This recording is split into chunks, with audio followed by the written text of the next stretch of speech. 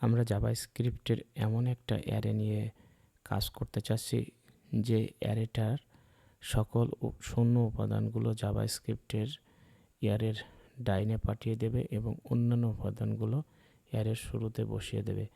তার মানে সকল শূন্য উপাদানগুলো অ্যারের শেষে পাঠানোর একটা ফাংশন আমরা লিখতে যাচ্ছি, বা কিভাবে সকল শূন্যগুলোকে অ্যারের শেষের উপাদানে পাঠিয়ে দেওয়া যায়। এই জন্য আমরা একটা ফাংশন ডিক্লেয়ার করছি, function remove all zeros and, এবং এই ফাংশনটা আমাদের একটা অ্যারে হিসেবে প্যারামিটার নেয়। এবার আমাদের এখানে আসল কাজটা শুরু করতে হবে। তাহলে আমরা এখানে console.log করে দিতে পারি ফাংশনটা। প্রথমত আমাদের একটা ইনিশিয়াল কাউন্ট হিসাব করে নেব আমরা। এই জিরোটা আমাদের জাভাস্ক্রিপ্টের অ্যারের সকল উপাদান শূন্য উপাদানগুলোকে ডাইনে পাঠিয়ে দিতে এবং অন্যান্য উপাদানগুলোকে অ্যারের শুরুতে রাখতে কাউন্টার হিসাবে কাজ করবে এবং আমাদেরকে জানাতে সাহায্য করবে এটা। তারপর আমরা একটা ফর লুপ চালাই দিই এবং ফর লুপ ইনিশিয়াল ভ্যালু 0 হবে, ইনিট 0 থেকে i less than array dot length হবে এবং অ্যারের মান i এর মান একটা একটা করে বৃদ্ধি পাবে। এখন আমাদের এখানে একটা কন্ডিশন চালাতে হবে, সেটা হলো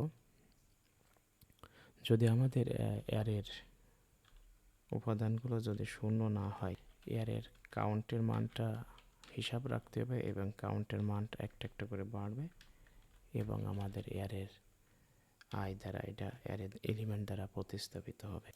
এখন আমরা হোয়াইল লুপ ব্যবহার করে যদি অ্যারের কাউন্টটা অ্যারে ডট লেন্থের থেকে ছোট হয়, তাহলে আমাদের অ্যারের কাউন্টের মানটা একটা একটা করে বাড়বে এবং এটা আমরা 0 দিয়ে অ্যাসাইন করে দেব এবং এখান থেকে আমরা অ্যারেটা রিটার্ন করে দেব, রিটার্ন অ্যারে।